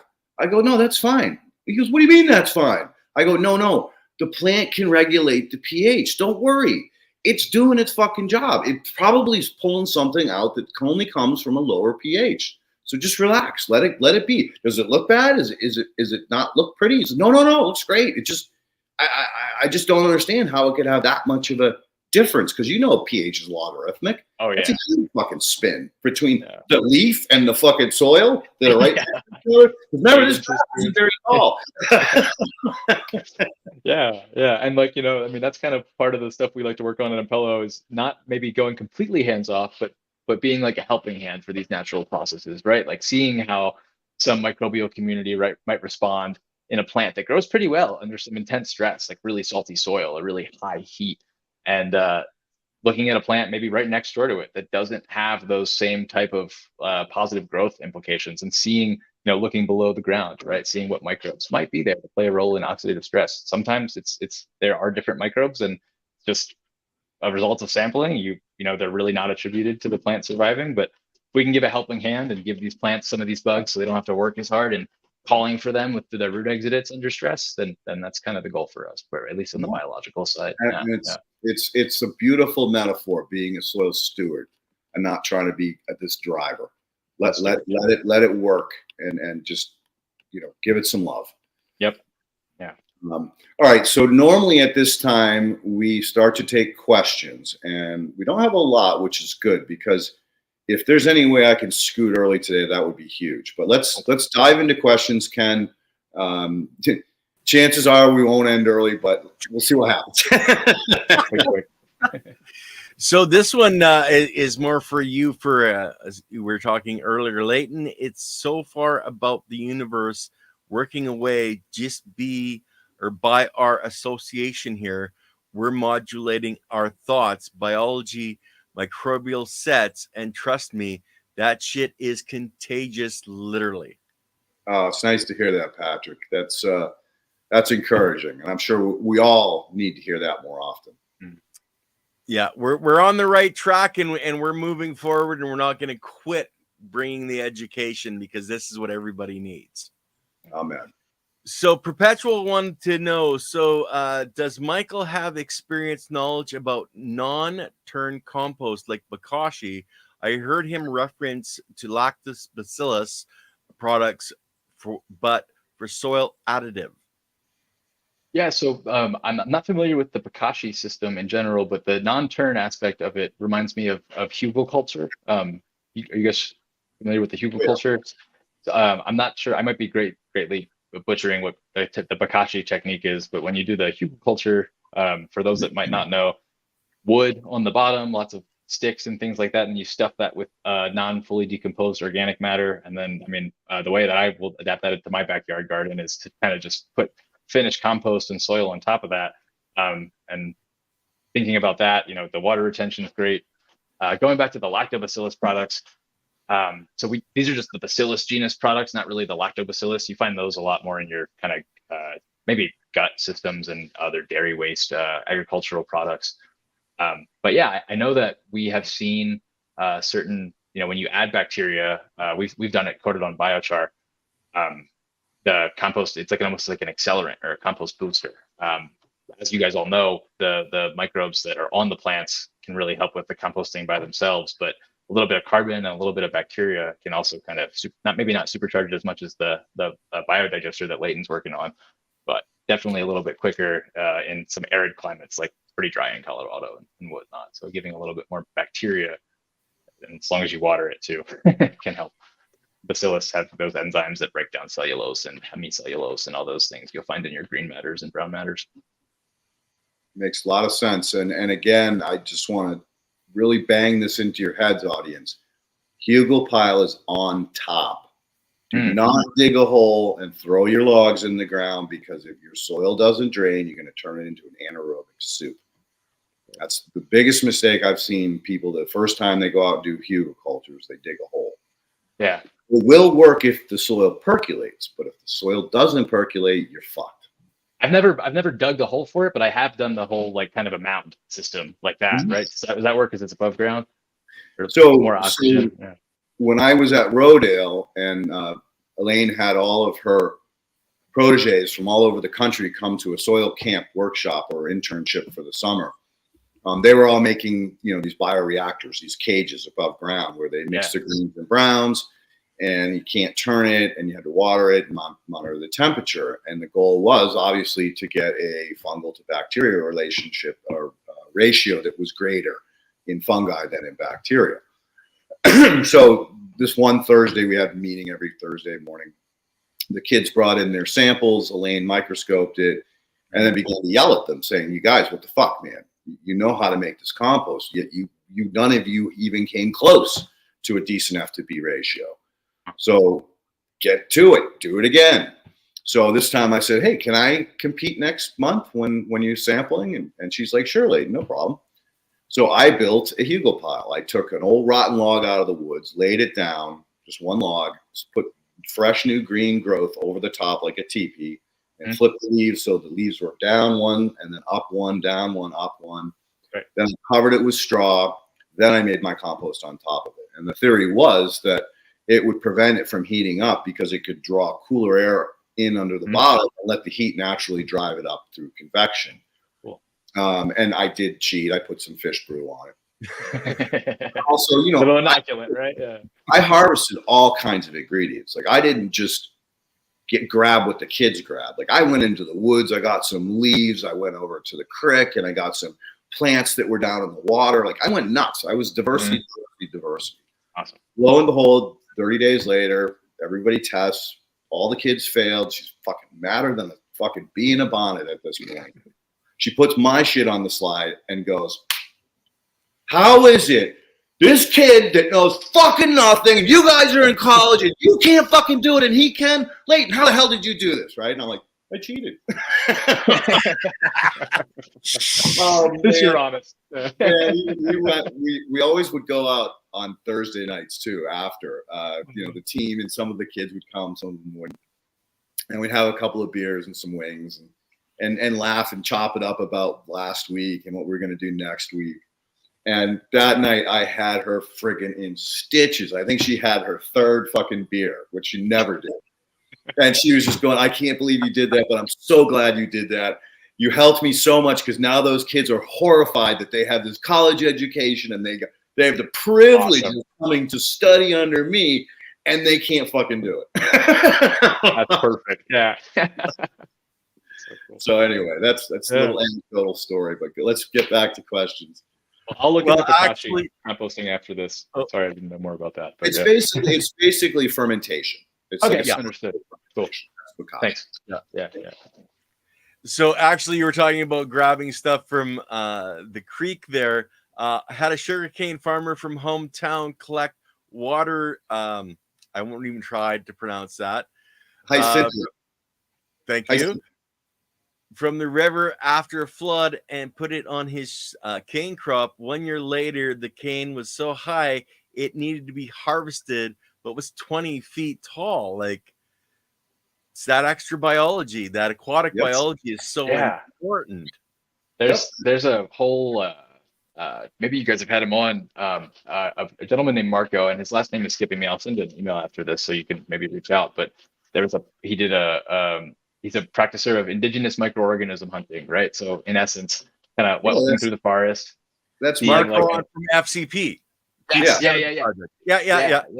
Excellent. Okay, so you guys already know the stick. Like finding a nice lush patch of forest soil, bringing those home, or bringing the rice cakes out with him. I just thought that was the coolest approach to kind of adapting your cultivation to natural systems. It's awesome, just like the water hyacinth person was the commenter was alluding to. Yeah.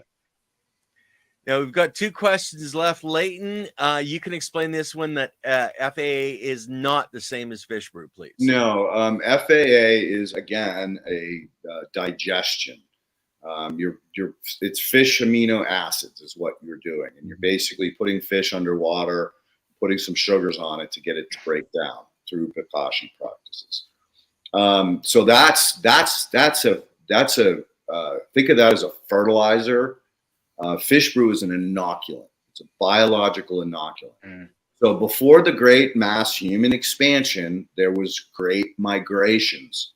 So all those migrations, whether it was fish swimming up the rivers and being eaten by the bear, or taking a bite and throwing them off in the woods, or buffalo or deer, moose, whatever, traveling through the swamps and waterways and up onto the land. And let's face it, those clumps of hair that fell off miles, hundreds of miles from that river, still had those aquatic microbes on them. So the whole world was in a perpetual state of re-inoculation, on and on and on. Oh, fucking Ken, you're not going to believe this. Remember that paper I cited about that woman that created a whole new level of biology, studying the fire and ash and smoke from the wildfires in California? Fucking Craig knows her. He's going to connect me. I'm going to get her on this fucking show, because that is the most wild fucking thing. Makes me think like, oh my God, the smoke from the wildfires in Australia were fertilizing Chile and Argentina, right? And we know the dust storms in the Sahara fertilize the frigging Amazon rainforest. So, it's not just the animals, it's the physical things that happen on this planet that keep the process going. Think of a volcano exploding and all that smoke. There's particles in there that our plants are breathing. It's landing on the soil and the biology is consuming it. She's refertilizing for us. Yeah, the ash is clay. That's clay platelets. And guess what? They're supercharged because they just came out of a fucking inferno. Right? So they're electrically magnified. Like as soon as they hit any particulate, they're going to bink, bond. Yep. So, yeah. Anyway, didn't need to get so wild up. Hey. And I love to have Leaf on, because I love to say thank you for changing my mindset on weeds as earlier transitional plants, because they are. So Leaf Olson? Yeah. When did you connect with him? From watching you and him when you were with FCP, and you were doing another platform where Peter was bringing it on. I got to listen to both Leaf and Craig. Oh, the Clubhouse. Yeah, on Clubhouse. Yeah. Got you.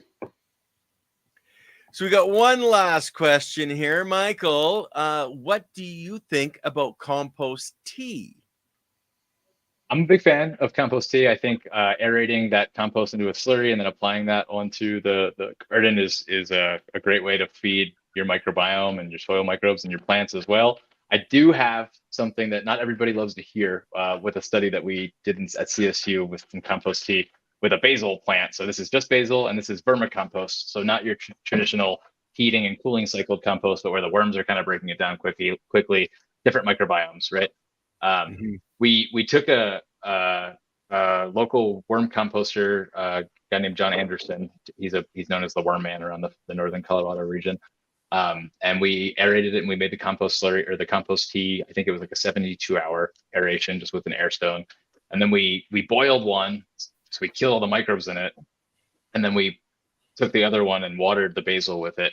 And the basil that received the one that got autoclaved and all the microbes killed actually performed better in biomass. We didn't ever measure like the basil metabolites, right? So there could have been a reduction there from not having the microbes, but it was, I don't think we ever, the group I was working with never published that or anything, but we basically kind of wrote it off as not only are we kind of growing the microbes in the tea with the water as a broth or a matrix, but there's a degree of plant microbe competition for some of those humic acids, organic materials, and fulvic acids. And again, this is one experiment, one host, one compost source. I'm sure if you use different things, you might see different results, but it was very interesting to see that the plant's doing better when the what we thought was maybe the plant microbe competition was reduced from kind of boiling that compost tea. So things like spore formers, bacillus can survive. Things that are also plant, PGPRs can survive the autoclaving to a degree.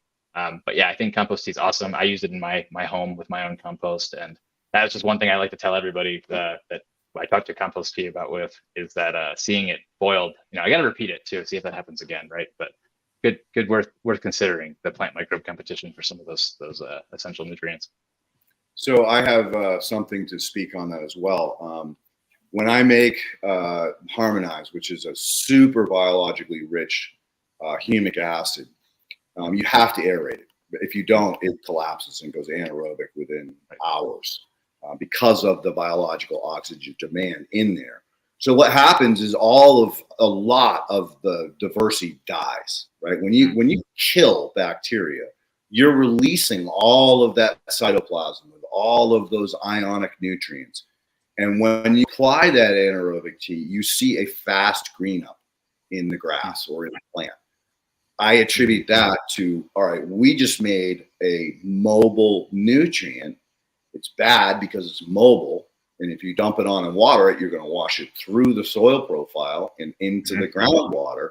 So not something that I would recommend anybody to do. But if you want a fast plant response, you kill everything, like autoclave it or let it go anaerobic, sit it in the sun for a fucking day or two, and then pour it on, you're going to get plant reaction. So your observations would be correct that you did see vegetative explosion. Now, whether it was healthier, whether you got the nutrients, who knows, right?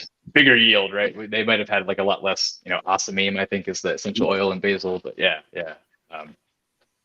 Interesting. Cool. So, yeah.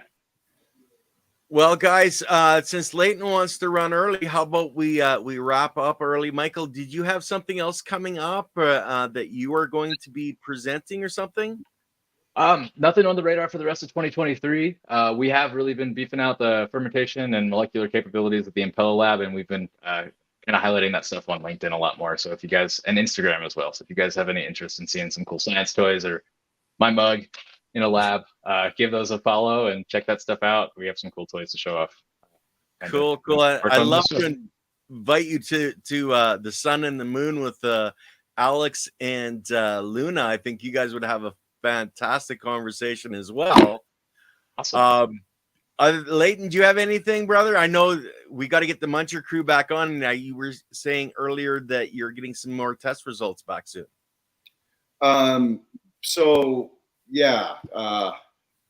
We are just initiating the biomarker stuff. That's going to take a minute. Still trying to keep them in the alley of focusing on getting clients and investors and stuff like that. So I don't want to distract them. Right. We have some anecdotal stuff that we can talk about, but nothing really juicy. So let me get some really good stuff together, and then we'll get them back on once we have that data to share. And I'm waiting. I'm just waiting, I believe me, this has been very difficult for me to be so patient, with these 30-somethings, because they're like herding cats, right? I love them all, but you can't get them in the same room at the same time and keep them all in the same sheet of music. And then this one's on vacation, then that one's on vacation. Oh, this one didn't have time to make that call last week. But anyway, needless to say, it has come together quite a bit in the last week. Cool. So, and with the introduction to biomarkers literally this morning and getting approval to get that sample into them in Santa Cruz this week, we're definitely on the right path. But remember, this is just the first step. This is what we call the baseline of what's happening in the bioreactor when it's at full force and what does the output look like. So that's our benchmark. And then from there, we're going to start testing it on, that was the other thing, wildflowers on a brown field. So it's a toxic waste site in New York City. So we're going to see how the ecology is affected by the Muncher juice, because the Muncher juice killed fucking Roundup, man. It took out friggin' glyphosate and it took out THC. So the potential for this shit to do wonders is huge, just fucking huge. So the fun will begin soon. I think Michael might want to get a couple of jugs of that to do some testing in his lab. Hell yeah. Yeah, man. We should If get you that. want some, let me know. Cool. Yeah. I'll follow up offline. But yeah, that'd be great. That sounds really cool. All right, Ken, connect us via phone or email or some way so that I can stay in touch with him, and I'll definitely ship you out. I think I said earlier on this that I did do an experiment with the mycelium-related chips, and now I'm finally seeing the mycelium. That might be a good one, because that one again is showing what I theorized was going to happen with this stuff, is that it would have those metabolites to encourage growth. So that might be a try. And the more test data we have, the better. Cool. Agreed. Yeah. Talk more. That'd be great. Thanks, Ken. Okay, well, I'll just list off the shows for the rest of the week, guys. We have myself and Andy on Wednesday. We've got Leah Oram, so the humic and fulvic acid from she's coming on with Luna and Alex on Thursday on the Sun and the Moon. Then, of course, I have a live broadcast, a special for pot fights in Vancouver coming up on Friday. And then Alex is actually coming on with Leighton this coming Monday on the 4th. And they're going to get a chance to chop it up. We've had Luna on before. Leighton, you're going to love this young lady. She has an amazing mind, just like Michael does. Have I met her in Canada at the Grow Up? No, she's down in, I believe, in Washington. She just finished the course with Chris Trump, so you guys can talk about that as well. And she's a Dampier farmer, as far as I understand. Perfect, love it. Anyway, guys, if there's nothing else to add, we're gonna just say peace out and end the broadcast. Thank you so much for having me. Coming on. Yeah, thank you very much. Michael, stick around afterwards. We'll have a conversation. I'll make sure I get you all hooked up with Leighton. Leighton, get out of here. Go and do what you need to get done, brother. Thank you. Go for a walk. Right. Worse yet, my phone crashed and I'm leaving for 3 days. And if I don't have this, I'm fucked. So I got to go deal with that shit. Take care. Peace out, everybody. Nice chatting with you.